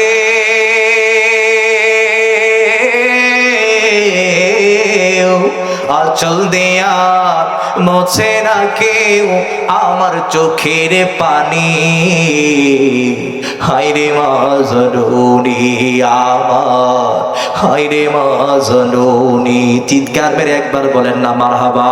আমার মা কার দুনিয়ায় নাই, এমন বাবা যারা দুনিয়ায় নাই কবরে ঘুমায়, রব্বি কায়নাত কাবার মালিক আল্লাহ সেই মা বাবার কবর গুলো জান্নাতের টুকরা বানায় দাও, জোরে পড়ে না আমিন। কাঠুরিয়ার মেয়ে কাঁদে, মা নাই বাবা নাই, আল্লাহর বান্দা আলেম মহোদয় বলছেন মারে আজ থেকে আমি তোমার মা, আমি তোমার বাবা, দুনিয়ায় তোমার কেউ নাই কিন্তু আজ থেকে আমি তোমার বাবা। তবে তোমাকে প্রশ্ন করতে চাই, দুনিয়াতে এমন কোন ইবাদতের কারণে আল্লাহ পাক তোমার বাবার কবরখানা জান্নাতের টুকরা বানিয়ে দিয়েছে জানতে চাই। মেয়েটি বললেন এমন কোন ইবাদত নাই, বندگی নাই, কিন্তু আমি দেখেছি যতদিন আমার বাবা জীবিত ছিল, সূর্য যখন উদিত হয় সকালবেলা কাঠ কাটার জন্য জঙ্গল দেয় রওনা, সারাটা দিন কাঠ সংগ্রহ করার পরে লাকড়িগুলো বাজারে বিক্রি করে, ওই টাকা দিয়া চাল ডাল ক্রয় করে বাড়িতে এনে দেয়, আমি রান্না বসায় দেই, এইভাবে জীবন যাপন করি। কিন্তু আমি দেখতাম আমার হাতের মধ্যে চাল ডাল বুঝায় দিয়া সন্ধ্যা বেলায় আমার বাবা সুন্দর করে উজু বানায় নিত, সুন্দর করে পবিত্র হতো, গোসল বানাতো, ঘরের মধ্যে তাসবিহ বানত, ঘরের ভিতরে ঢুকবার পরে কোরআনুল কারীম হাতের মধ্যে নিয়া বুকের মধ্যে আস্তে করে চাপ দিত আর বলতো আল্লাহ আমি কোরআনকে ভালোবাসি, কোরআনকে মহব্বত করি আল্লাহ, কিন্তু আমি তো মূর্খ মানুষ, কোরআন তেলাওয়াত করতে পারি না, কিন্তু কোরআনের সাথে আমার দিলটা লটকানো আছে। বাবা বারবার এই কথাটা বলতো, চুমু খাইতো, কপালে লাগায় দিত, আর দেখছি সূরা ফাতিহা থেকে নাস পর্যন্ত কোরআনুল কারীমের আয়াতের নিচ বরাবর হাত দিয়ে শুধুমাত্র ঘুরাতো, আর চোখের পানিগুলো ছেড়ে দিয়া কাঁদতো আমার বাবা, এছাড়া আর কোনো আমি তার ইবাদত দেখি নাই। আল্লাহর বান্দার বুঝতে আর কষ্ট হয়নি, দেরি হয়নি, শুধুমাত্র কোরআনকে মহব্বত করবার কারণে, কোরআনকে ভালোবাসবার কারণে সে হতে পারে মূর্খ, কিন্তু কোরআনকে ভালোবাসবার কারণে আল্লাহ তাআলা সর্বোচ্চ ইজ্জত বাড়ায় দিয়া কাঠুরিয়ার জন্য আল্লাহ জান্নাত রিজার্ভ করে রেখে দিয়েছেন, বলেন না সুবহানাল্লাহ। সেই কোরআন আজও আমাদের সামনে আছে না নাই? জোরে বলতে হবে, আছে না নাই? ওই জামানায় কাঠুরিয়া কোরআন মেনে যদি জান্নাতি হতে পারে, ওই জামানার কাঠুরিয়া কোরআন মেনে যদি সম্মানিত হতে পারে, ও দুনিয়ার তৌহিদি জনতা, চৌরাস্তার ভাইরা, গাইবান্ধা জেলার ভাইরা, সেই জীবন্ত কোরআন মেনে আজও আমাদের দামি হওয়ার সুযোগ, জোরে বলেন তো আছে না নাই? কারা কারা কোরআন মেনে দামি হতে চান দু হাত তুলে আমার আল্লাহকে দেখান। লিল্লাহি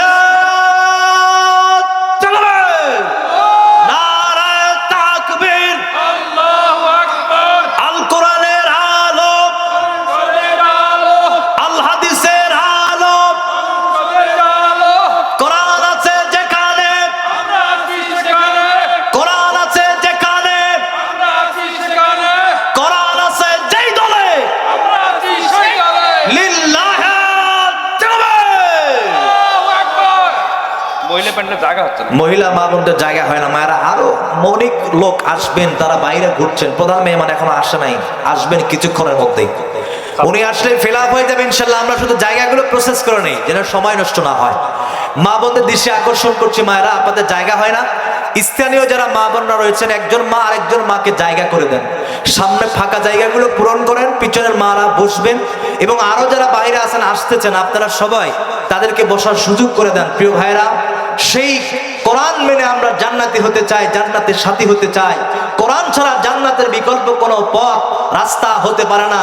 এই জন্য রব্বে কারিম বলেন, ইন্তেকালের পরে কবরে তোমাদেরকে যে প্রশ্নগুলি করা হবে, উর্দু দিয়ে নয়, ফার্সি দিয়ে নয়, ইংলিশে নয়, বরং তোমাদেরকে প্রশ্ন করা হবে আরবি দিয়া।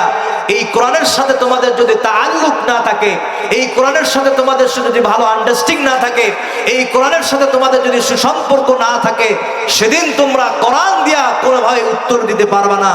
আর কেউ যদি উত্তর দিতে কবরে না পারে, তাহলে সে চুপ করে হাবাগোবা হয়ে বসে থাকবে। বিকল্প রাস্তা জাহান্নামের পথ ছাড়া জান্নাতের পথ তার কপালে জুটবে না। কথা বলেন ঠিক কিনা? এই জন্য যেভাবেই হোক দামি হওয়ার জন্য, সর্বশ্রেষ্ঠ জান্নাতের মালিক হওয়ার জন্য এই কোরআনকে ভালোবাসতে হবে। রাজি আছেন তো? কোরআনকে বীর মুজাহিদ ভালোবাসেন। একজন যুবক, একজন বৃদ্ধ বাবাজিরা, একজন ভাই হাত তুলে বলবেন, আমি কোরআনকে ভালোবাসি, মহাব্বত করি। এই মাদ্রাসার জন্য সর্বপ্রথম সাইয়েদনা উমরের সাথে জান্নাতে যেতে চান, কোরআন মেনে, কোরআনকে ভালোবাসে। একজন ব্যক্তি শুধু হাত তুলে বলবেন, এই মাদ্রাসার জন্য, উন্নয়নের জন্য, মাদ্রাসার তরক্কির জন্য কোরআনকে ভালোবেসে, কোরআনের সাথে তাআল্লুক রেখে, সম্পর্ক রেখে আমি 1000 টাকা দিতে চাই। কোন বীর মুজাহিদ আছেন আল কোরআনের জিন্দা সৈনিক আছেন? হাত তুলে বলেন তো, আমি 1000 দিব। কোরআনকে ভালোবাসেন, আজকের বহিঃপ্রকাশ হয়ে যাবে, প্রমাণ হয়ে যাবে। কি নাম? নূর মোহাম্মদ। লিল্লাহি তাকবীর। আল্লাহ নূর মোহাম্মদ আমার আব্বা জান, আল্লাহ আমার বাবার বয়সের একজন মুরব্বী 1000 টাকা দান করার প্রতিশ্রুতি দিলেন। আল্লাহ আমার বাবাজির দানখানা কবুল করো, জানেমালে বরকত দান করে দাও।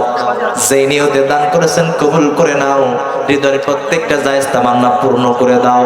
আল্লাহ পরিবার পরিজনের সুখী সমৃদ্ধ জীবন যাপন করার তৌফিক দান করে দাও। জোরে জোরে চিৎকার মেরে পড়েন না আল্লাহুম্মা আমিন। আমিন আমিন আল্লাহ আমিন। দানকারীর হইয়া যাও তুমি জামিন। জামাই দিবে 2000। নূর মোহাম্মদ আব্বাজির জামাই 2000। বলেন না মারহাবা। জামাই শ্বশুরের খেলা, আল্লাহর সঙ্গে জমে যায় ভালোবাসা। ও আল্লাহ, জামাই শ্বশুর মিলে 3000 টাকা নগদেই দান করে দিলেন। আয় আল্লাহ মেহেরবানি করে তোমার গোলামের দানখানা কবুল করে নাও, জানেমালে বরকত দান করে দাও। যে নিয়তে দান করেছেন কবুল করে নাও, হৃদয়ের প্রত্যেকটা জায়েজ তামান্না পূর্ণ করে দাও। আমার এক বন্ধু সৌদি প্রবাসী হাফিজ মোহাম্মদ বিলাল হোসেন 1000 টাকা নাও। লিল্লাহি তাকবীর। সৌদি প্রবাসী হাফেজ, আয় আল্লাহ হাফেজে কোরআন মাওলা কারীম 1000 টাকা নৈরাশ করেন নাই বিলাল ভাই। আয় আল্লাহ তার দানখানা কবুল করে দেন, জানেমালে বরকত দান করে দেন। যেই নিয়তে দান করেছেন কবুল করে নেন। আল্লাহ আমাদের কাছে দোয়া চেয়েছেন। আল্লাহ তুমি তো মানুষের অন্তর্জামী, অন্তরের খবর জানো। অন্তরে যেই দোয়াগুলো রিজার্ভ করে রেখেছেন, হৃদয়ের প্রত্যেকটা জায়েজ তামান্না একটা একটা করে পূর্ণ করে দেন। সবাই বলেন আমিন। দানকারীর মাতা পিতা সুখে রাইখো কবরে, নূরের টোপে পরাইয়া উঠায় রোজ হাসরে। জোরে জোরে পড়েন না আমিন। রে মো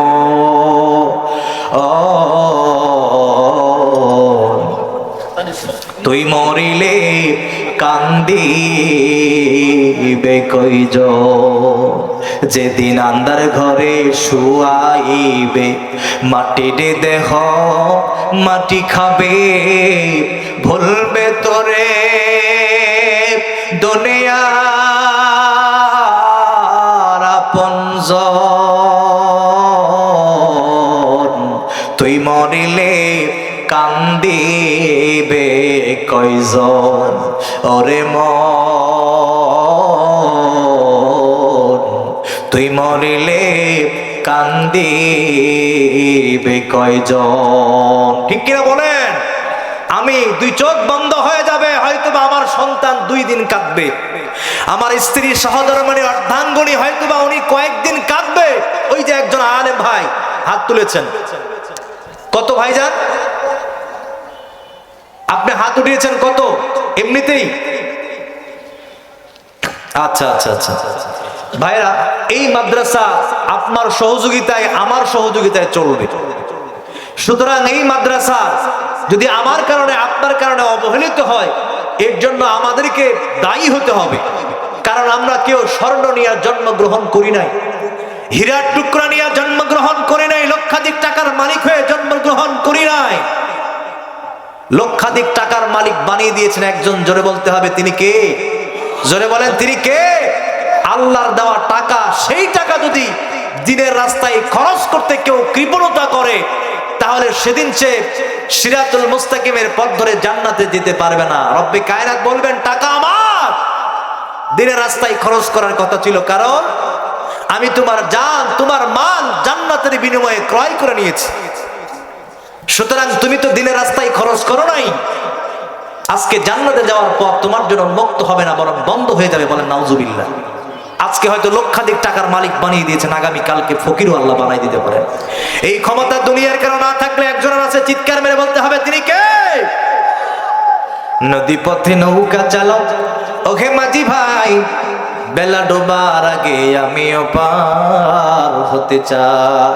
ডুবে গেলে বেলা রে আর ওঠে না, ভেঙে গেলে মেলা রে আর জমে না। নদীর কুল ভাঙে ওই কুল গড়ে, এই তো নদীর খেলা। সকাল বেলার বাদশা রে তুই ফকির সন্ধ্যা বেলা। আয় আল্লাহ মাশাআল্লাহ মারহাবা, তোমার একজন গোলাম 500 টাকা নগদেই দান করে দিলেন। আয় আল্লাহ, প্রিয় ভাই দানখানা কবুল করেন, জানে মালে বরকত দান করে দেন। যেই নিয়তে দান করছেন হৃদয়ের প্রত্যেকটা জায়েজ তামান্না পূর্ণ করে দেন। পরিবার পরিজনের সুখী সমৃদ্ধ জীবন যাপন করার তৌফিক দান করে দেন। আয় আল্লাহ, তার পরিবার থেকে যত আত্মীয় স্বজন কবরে ঘুমায়, আল্লাহ সকল আত্মীয় স্বজনের কবরগুলো জান্নাতের টুকরা বানায় দাও। সবাই পড়েন আমিন। দান করিলে মান কমে না, নেকির পাল্লা হয় ভারী, আখিরাতে দিও আল্লাহ বান্দার জন্য ঘর বাড়ি। জোরে জোরে বলেন আমিন। আয় আল্লাহ, দান করেছেন শরীফ না? শরীফ আল্লাহ আমেরিকা। আয় আল্লাহ, 5000 টাকা রব্বুল আলামিন শরীফ ভাইয়ের দানখানা কবুল করেন। যেই নিয়তে দান করেছেন কবুল করে নেন। হৃদয়ের প্রত্যেকটা জায়েজ তামান্না পূর্ণ করে দেন। প্রবাসী মানুষ আল্লাহ যেখানেই থাকুক সুস্থতার নিয়ামত দান করে দিও। আয় আল্লাহ, রবিন সিঙ্গাপুর, আয় আল্লাহ 5000 টাকা দান করে দিয়েছেন সিঙ্গাপুর প্রবাসী। আয় আল্লাহ, তোমাকে ভালোবাসা মহব্বত করে আল্লাহ তুমি তারা দানখানা কবুল করো, জানামালে বরকত দান করে দাও। যে নিয়তে দান করেছেন কবুল করে নাও। চার মিয়া 3000 টাকা সৌদি প্রবাসী, আল্লাহ আমার প্রবাসী ভাইয়ের দানখানা কবুল করেন। আয় আল্লাহ, কলেজের টুকরা সন্তানকে সুস্থ রাখেন, ভালো রাখেন। যে টার্গেটে যে উদ্দেশ্যে দেশ ছেড়েছেন আল্লাহ টার্গেট পূর্ণ করার তৌফিক দান করে দেন। আয় আল্লাহ, দুদু মিয়া 1000 টাকা আমার ভাইয়ের দানখানা কবুল করেন। নবাব প্রবাসী আল্লাহ তার দানখানাও কবুল করেন। 1000 টাকা নগদে দান করে দিয়েছেন মোসাম্মদ তিতু বেগম, আল্লাহ 2000 টাকা আল্লাহ আমার বোনের দানখানা কবুল করেন। আল্লাহ জেমি আমেরিকা, আয় আল্লাহ তিনিও 1000 টাকা দান করে দিয়েছেন। আল্লাহ মেহেরবানি করে প্রত্যেকের দানগুলো কবুল করেন, জানে মালে বরকত দান করে দেন। যেই নিয়তে দান করেছেন কবুল করে নেন। আয় আল্লাহ, আসাদুল ইসলাম আমার প্রিয় ভাই 1000 টাকা দান করেছেন, নৈরাশ করেন না। আল্লাহ তুমি তোমার গোলামের দানখানা কবুল করো, জানে মালে বরকত দান করে দাও। আয় আল্লাহ, পারিবারিক জীবনের সুখ শান্তি সমৃদ্ধ দান করে দাও। আল্লাহ, চাকরিতে ব্যবসায় বরকত দান করে দাও। তার আত্মীয় স্বজন যারা কবরে চলে গেছে সকল আত্মীয় স্বজনের কবরগুলো জান্নাতের টুকরা বানায় দাও। আজ করব না করব কালি, এভাবে দিন গেল চলি, কেমনে মোরা হিসাব দিব আল্লাহর কাছে। নিকাশ যদি চাই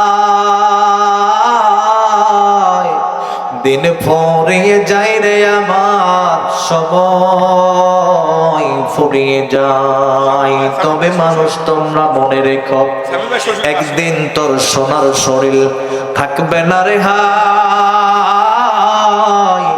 মাটির দেহ মাটির মাঝে মিশবে রে ধুলাই, কিসের টাকা কিসের করিত কিসের বাহাদুরি, সঙ্গে তোমার কেউ যাবে না, পুরুষ কিংবা নারী। আমার কবরে আমারই যেতে হবে, আমার হিসাব আমাকেই দিতে হবে। এটা কি নাম বলেন ভাই?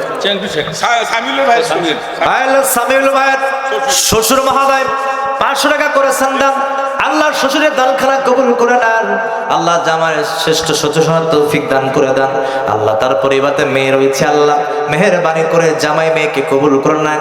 ওই পরিবারের সুখ সমৃদ্ধ দান করে দেন। পড়ে না আমিন। চেঙ্গু ভাই না আল্লাহ, চেঙ্গু ভাই 500 টাকা। আল্লাহ দুনিয়াতে আখিরাতে রাইখো না কোনো কাজে ঠেকা। আয় আল্লাহ আমার ভাইয়ের দানখানা কবুল করে নেন, জান আমলে বরকত দান করে দেন। যেই নিয়তে দান করেছেন কবুল করেন, হৃদয়ের প্রত্যেকটা জায়েজ তামান্না পূর্ণ করে দেন। ধরে পড়ে না আমিন। সালামিয়া আল্লাহ 500 টাকা। আলম ভাই 500 টাকা। ডক্টর রবিউল ইসলাম, রবিউল মাহিদ আল্লাহ তিনিও 5000 টাকা। রব্বুল আলামিন সকলের দানখানা কবুল করেন। যারা যে নিয়তে দান করছেন কবুল করে নেন, হৃদয়ের প্রত্যেকটা জায়েজ তামান্না পূর্ণ করে দেন। সবাই বলেন আমিন। আমিন আমিন আল্লাহ আমিন। দানকারীর হইয়া যাও তুমি জামিন। ভাইরা যারা বসেছে হয়তো নগদ নেসতে পারে নাই, বাকি লিখান পড়ে দিয়ে। ধানের মৌসুম চলছে, 20 কেজি ধান দেন, 1 মণ ধান দেন, 10 কেজি ধান দেন। আল্লাহ ফসলের মধ্যে যত বালা মুসিবত আছে আল্লাহ যেন দূরীভূত করে দেন। এই উদ্দেশ্যে দান সাদাকা করেন। এই মাদ্রাসায় আপনি থাকবেন না, কবরে ঘুমাবেন। এই মাদ্রাসা যত তলবে ইলম আছে, কোরআনুল কারীমের তেলাওয়াত করবে, কিয়ামত পর্যন্ত এই মাদ্রাসা থাকবে। যতদিন বাচ্চারা তেলাওয়াত করবে, এই তেলাওয়াতের সমমান সওয়াব আল্লাহ আপনার কবরে পৌঁছায় দিবে। বলেন সুবহানাল্লাহ। এই জন্য বেশি বেশি সদকায়ে জারিয়া করা, সদকায়ে জারিয়া রেখে যাওয়া। হয়তো আমি থাকবো না, কিন্তু আমার কবরে যেন পৌঁছতে থাকে। অনেকেই নগদ নেসতে পারে নাই, বাকি লিখান। হুজুর আমি 500 দিব, 1000 দিব। মাদ্রাসার কাজ আছে না? মাদ্রাসার কাজ চলমান। আমি দেখলাম প্রসাব পায়খানা আরো একটু সুন্দর হওয়ার দরকার, পরিবেশটা আরো একটু চমৎকার হওয়ার দরকার। আপনারা চাইলে সিমেন্ট দিতে পারেন, বাকি কাজ চলমান। পরে কাজ শুরু হয়ে গেলে আপনারা পরবর্তীতে দিবেন। সিমেন্টও লেখাইতে পারেন, বাকি বালু দিতে পারেন, রড দিতে পারেন। এরপরে আপনারা বিভিন্নভাবে সহযোগিতা করতে পারেন। আল্লাহর রাস্তায় যারা যেভাবে সহযোগিতা করলে আমাদের জন্য সহজ হয়, আমরা ওইভাবে হালাল পন্থায় হালাল উপার্জন থেকে আজকে দ্বীনি মার্কাজের জন্য, দ্বীনি মার্কাজের উন্নয়ন এবং তরক্কির জন্য উন্মুক্ত হৃদয় নিয়ে দান করবো ইনশাআল্লাহ। মা বোনেরা, আমি শুনেছি অনেক মা বোনরা আপনারা এসেছেন, বসেছেন, স্যাটেলাইটের মাধ্যমে আমাকে দেখতে পাচ্ছেন। আপনারা বোরকার পকেটে করে এবং বিশেষ করে আপনারা শাড়ির আঁচলে করে যা নিয়ে এসেছেন আল্লাহর রাস্তায় এই কোরআনকে ভালোবেসে এই মাদ্রাসার জন্য তলবে ইলমরা এতিম অসহায় ছোট্ট ছোট্ট বাচ্চারা আমাদের জন্য তাহাজ্জুদ নামাজ আদায় করে কোরআন তেলাওয়াত করে আমাদের জন্য দোয়া করে, এলাকাবাসীর জন্য দোয়া করে। মাদ্রাসা আমাদের সম্পদ, মাদ্রাসার বাচ্চারা আমাদের জন্য জাতীয় সম্পদ। আমাদের জন্য কেউ না থাকলে এই বাচ্চাগুলো আমাদের জন্য দোয়া করবে। রাসূল মুফাসসির আব্দুল্লাহ ইবনে আব্বাস রাদিয়াল্লাহু তাআলা আনহু থেকে বর্ণনা করেন, তিনি বলছেন যেই এলাকাতে দ্বীনের মার্কাজ আছে এবং ওই মার্কাজ থেকে তেলাওয়াত হয় 24টা ঘন্টা, যতদূর পর্যন্ত এই তেলাওয়াতের প্রতিধ্বনি পৌঁছতে থাকে ঠিক ততদূর পর্যন্ত কোন মানুষ যদি কবরে ঘুমায় আর যতদূর পর্যন্ত কবরস্থানের মানুষগুলো শুয়ে শুয়ে ঘুমায়, এই তলবে ইলমদের কোরআনের ফজল ও করমে আল্লাহ তাআলা কবরবাসীর আযাব মাফ করে দিয়া জান্নাতে মেহমান বানায় দেন। আমিন। এই মাদ্রাসাটা কিয়ামত পর্যন্ত কায়েম দায়েম থাকে, এটা আপনারা চান কিনা বলেন? আপনারা সবাই চান না প্রিয় ভাইরা? এই মাদ্রাসা যেন আপনার সহযোগিতায় হতে পারে আমার 10 টাকার সহযোগিতা, হতে পারে আমার 10 লক্ষ সহযোগিতা, হতে পারে আমার 10,000 টাকার সহযোগিতা। যে 10,000 টাকার সহযোগিতা করতে পারে 10,000 দিয়া, যে 10 লক্ষ টাকা দিয়া সহযোগিতা করতে পারে, কোন মানুষ যদি 10 টাকা দিয়া সহযোগিতা করে 10 লক্ষ টাকার সমান, বলেন মারহাবা। সুতরাং আমি আমার অর্থ থেকে আজকে কিঞ্চিত পরিমাণ হলেও এই কোরআনের মাদ্রাসার জন্য দিয়ে দিব ইনশাআল্লাহ। মায়েরা বোনেরা যারা এসেছেন দয়া করে মেহেরবানি করে ছোট্ট বাচ্চাদের মাধ্যমে চিরকুট লিখে পাঠায় দেন। মেহমান আসার পূর্বেই যেন আদায়ের পরিবেশটা সমাপ্ত হয়ে যায়। তিনি আলোচনা করবেন ধারাবাহিক, আমার মতো যেন তাকে আদায় করতে না হয়, তাহলে আলোচনার ব্যাঘাত ঘটবে। এজন্য আমরা একটু মোটামুটি আদায় করে নেই, সবাই যে যার জায়গা থেকে আমরা দান করব। এরপরে মেহমান আসবে, উনি মুসাফির, উনি দোয়া করবেন, সবাই তার সাথে দোয়াতে শামিল হব। কোন ভাই 1000, 2000, 500, 100 টাকা হলেও আমার হাতে মুসাফা করেন, বাকি হলেও লিখে যান। একটু হাত তুলে তুলে বলবেন, প্রিয় ভাইরা, 100, 250 হোক না কেন, কিঞ্চিত পরিমাণ সেটা আল্লাহ তাআলার কাছে শ্রেষ্ঠ। আমরা কেউ যেন এখান থেকে মাহরুম হয়ে যেতে না হয়, মেহেরবানি করে সবাই। আমি জানি আপনারা কোরআন প্রেমিক, ইসলাম প্রেমিক, আপনারা দিবেন, একটু সময় লাগতেছে, পরিবেশ তৈরি হবে ইনশাআল্লাহ। আপনাদের দিনগুলো একটু মোরাকাবা করেন, আল্লাহর সঙ্গে মোতাওয়াজ্জু করেন, একটু ভালোবাসা তৈরি করেন, দিলটাকে দিনের জন্য প্রশস্ত বানান, একটু দিলটাকে তৈরি করে আসেন। আপনার জন্য, আমার জন্য হৃদয় খুলে দোয়া হবে স্পেশালি ইনশাআল্লাহ। প্রিয় ভাইরা, আসেন আমরা কেউ পরিবেশ নষ্ট করব না, আপনাদের সকলের জায়গা থেকে একটু উঠে আসি, আল্লাহর হস্তে কোরআনের জন্য দান করি। আয় আল্লাহ, তোমার একজন বান্দা নাম বলতে চায় না, 500 টাকা নগদে দান করে দিলেন। আল্লাহ মেহেরবানি করে তুমি তোমার গোলামের দানখানা কবুল করো, জানে মানে বরকত দান করে দাও, যেই নিয়তে দান করেছেন কবুল করে নাও, হৃদয়ের প্রত্যেকটা দায় তামান্না পূর্ণ করে দাও।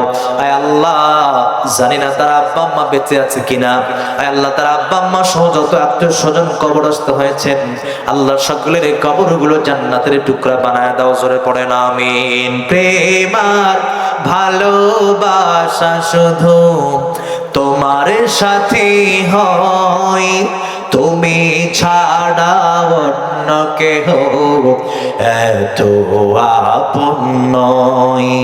তাই তো সবার আগে খুঁজেছি তোমারে, হৃদয় জুড়ে তোমারি প্রেম দাও প্রভু আমারে, হৃদয় জুড়ে তোমারি প্রেম দাও প্রভু আমারে। কোন সময় আমি যেন, কোন সময় আমি যেন ভুলি না তোমারে, হৃদয় জুড়ে তোমারি প্রেম দাও প্রভু আমারে। আব্দুল মান্নান যখন আমার কেউ ছিল না তখন ছিলে তুমি, যখন আমার কেউ রবে না তখন রবে তুমি, যখন আমার কেউ ছিল না তখন ছিলে তুমি, যখন আমার কেউ রবে না তখন রবে তুমি। তাই তো সবার আগে খুঁজেছি তোমারে, হৃদয় জুড়ে তোমারি প্রেম দাও প্রভু আমারে। চিৎকার মেরে বলেন আমিন। আয় আল্লাহ, মরহুম মান্নানের স্ত্রী মা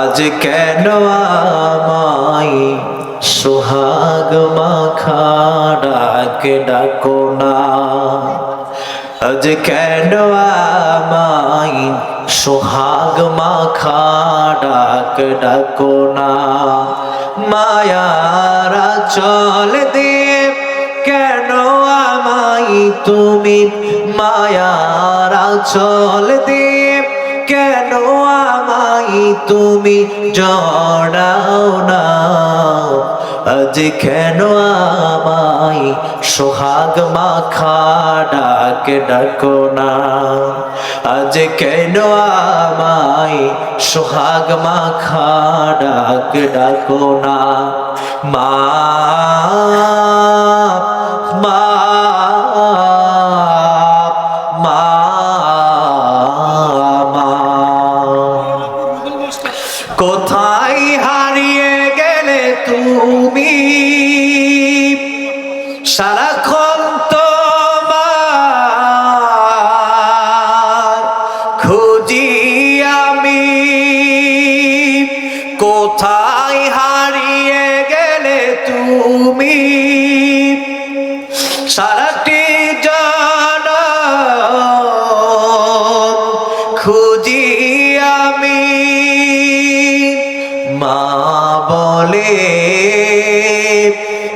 এত ডাকি মা বলে এত ডাকি ডাকি শুনতে পাও না আজ কেন আমায় সোহাগ মাখা ডাক ডাকো না আজ কেন আমায় সোহাগ মাখা ডাক ডাকো না মা মা মা